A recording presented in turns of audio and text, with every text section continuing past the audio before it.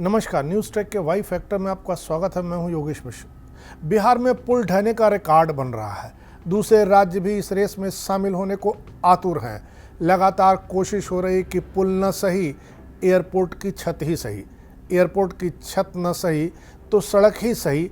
कहीं न कहीं ढहने का रिकॉर्ड बना करके इस फेहरिस्त में अपना नाम दर्ज करा लिया जाए। हर राज्य में इस तरह की व्याकुलता देखी जा सकती है। अभी तो बरसात और बाढ़ का मौसम सबाब पर आने में काफ़ी दिन है, लेकिन उत्तराखंड में पुल ढहने का फीता काट दिया है। हिमाचल भी लंबी रेस की तैयारी में जुट गया है। पुल ही क्यों, अभी तो इमारतें भी भरभराना है। इसका सिलसिला शुरू ही कहाँ हुआ है। अभी तो सिर्फ सूरत शहर ने आमद दर्ज कराई है। हम धीरज रखे हैं, सब कुछ होगा। हम जानते हैं कि इस चराचर जगत में सब कुछ मिथ्या है, सब नश्वर है, सब भ्रम है, कुछ भी मोह करने लायक नहीं है। जो आया है वह जाएगा।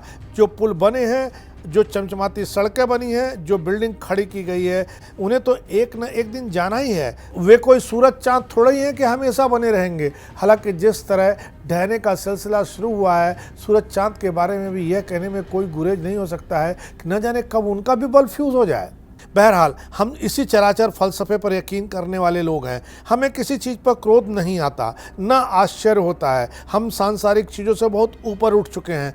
कुछ भी टूटता रहे, ढहता रहे, हम उदासीन भाव से देखते हैं, क्योंकि हमें पता है कि जो आया है वो जाएगा। महान रचनाकार आगे लिख गए हैं, जो पुल बनाए हैं ये अनिवार्यता पीछे रह जाएंगे। जो निर्माता रहे इतिहास में बंदर कहलाएंगे। आगे का संदर्भ चाहे जो रहा हो, लेकिन हम पुल ही क्या, कुछ भी बनाने वालों को पीछे छोड़ देते हैं। उनका नाम तक नहीं पूछते, याद करना तो दूर की बात है। बिहार में दर्जन भर पुल बनने के कुछ ही सालों के भीतर ढह गए। हमने क्या बनाने वालों का नाम पूछा? नहीं, वे कहीं अब और उछल कूद कर रहे होंगे। हमने क्या दिल्ली, राजकोट, जबलपुर, लखनऊ हवाई अड्डे बनाने वालों का नाम पूछा? जी नहीं, न हमने पूछा, न किसी ने बताया। एयरपोर्ट की छत ढहे या बरसात में पानी नीचे आने दे, हम फोटो वीडियो देखकर फॉरवर्ड कर देते हैं। बनाने वाले ठेकेदार या कंपनी से हमें क्या? हमें तो बता दिया गया कि जांच बैठा दी गई है, कुछ इंजीनियर सस्पेंड कर दिए गए हैं। गुजरात के मोरबी में 2 साल पहले पुल टूटा था, किसी को याद है? उसकी याद भी हो तो क्या कर लेंगे? जिसने पुल बनाया था, हो सकता है वो कंपनी या ठेकेदार अब आपके आसपास पुल बना रहा हो। चमचमाती वंदे भारत ट्रेन के एक कोच में छत से पानी की धार बहने का वीडियो आया, मीम बने। 50 डिग्री गर्मी झेल चुके लोग अब पानी देखकर परेशान हैं। अयोध्या में रेलवे स्टेशन के बाहर घुटनों तक भरे पानी। चंद महीनों पहले बनी सड़कों में जगह जगह हो गए गड्ढे। मुंबई के शानदार अटल सेतु में दरारें और गड्ढे। दिल्ली और मुंबई में सड़कों पर झीलें। क्या क्या गिना है? कुछ पूछने से पहले हाकिमों ने तमाम फोटोओं को फेक करार दे दिया है। बचे खुचे वाकयों के बारे में जांच बिठा दी गई है। तसल्ली दे दी गई कि कोई बख्शा नहीं जाएगा।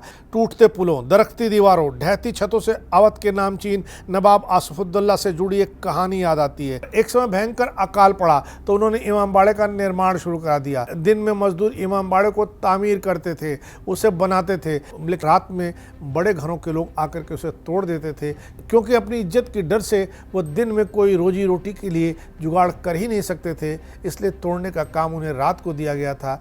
इस तरह आसिफुद्दौला ने उस समय के भयंकर अकाल में रोजगार देकर लोगों की मदद की। सवाल वाजिब है कि कहीं नवाब सरीखे हमारे मॉडर्न हाकिम उसी फार्मूले का इस्तेमाल तो नहीं कर रहे हैं? जब सब लोहा लाट बन जाएगा तो इकोनॉमी का पहिया घूमेगा कैसे? बिहार गरीब राज्य है, बेचारा कब से स्पेशल दर्जा, स्पेशल पैकेज मांग रहा है। गरीब गुरबे से क्या लोहे की उम्मीद करना? वो तो तिनका जोड़कर पुल बना दे, यही गनीमत है। नीतीश कुमार इंजीनियर हैं, वो सब जानते हैं। उनके राज्य का पुल अगर खुद पलटी मार दे तो वो क्या कर सकते हैं? यह तो भगवान का बड़ा शुक्र है कि हमारे बड़े शहर जलजले से अभी तक मुहाफिज हैं। लखनऊ से लेकर हैदराबाद और मुंबई से लेकर दिल्ली, नोएडा तक जितनी अट्टालिकाएं हैं, उनके बारे में आप क्या सोचते हैं? क्या किसी बड़े भूकंप को झेल पाएंगी? भूकंप से इमारतें बची रहें, इसके लिए कंस्ट्रक्शन के नियम कानून बहुत हैं, ठीक उसी तरह जिस तरह पुलों और सड़कों के निर्माण के लिए हैं। यही नहीं, बरसात के पानी को जमा न होने देने के लिए जो बड़े बड़े पाइप जमीन के अंदर डाले गए थे, उनके लिए भी ढेरों मानक होंगे। लेकिन क्या कहीं इन मानकों को आपने परीक्षा में पास होते देखा है? नाली से लेकर सड़क और पुल से लेकर एयरपोर्ट और नए नए रेलवे स्टेशन बनाने वाली कंपनियों और ठेकेदारों और उनके काम को क्लीन चिट देने वाले हाकिमों तक में से कितनों को आपने जेल जाते और जुर्माना भरते सुना है? अंग्रेजों और राजा महाराजाओं के समय भी इस देश की यही मिट्टी थी, यही पत्थर थे, यही बालू था। यही नदियां थीं, ऐसे ही इंसान थे, लेकिन उस समय के बनाए गए पुल, उस समय की बनाई गई इमारतें अपनी उम्र पूरी होने के बाद भी हमारे आपके काम आ रही हैं। सोचने का वक्त है कि आज ऐसा क्यों हो रहा है, ऐसी क्या मिलावट शुरू कर दी गई है। आखिर इंजीनियरिंग फेल कहाँ हो रही है? क्या हम इतने मूर्ख हैं कि ये भी नहीं जानते खान निर्माण में हमारा ही पैसा लगा है, उसके लिए अलग से नोट नहीं छापे जाते। सुबह से शाम तक जो टैक्स हम हर चीज़ पर भरते हैं, उसी पैसे से सब बनता है। आपके 1000 रुपये अगर खो जाएं तो आपकी रात की नींद हराम हो जाती है, लेकिन हज़ारों करोड़ रुपए की इमारतें, पुल, सड़क ढहे जा रहे हैं तो आपकी सेहत पर कोई असर नहीं पड़ रहा है। यह सही है कि सब मिथ्या है, सब माया है, लेकिन लगता है कि आपने इसे तहे दिल से मान लिया है, तभी तो आपकी सेहत पर कोई असर नहीं पड़ रहा है। इस बार इतना ही, अगली बार फिर मिलेंगे किसी नए सवाल पर नए ढंग से बात करने के लिए। तब तक के लिए नमस्कार।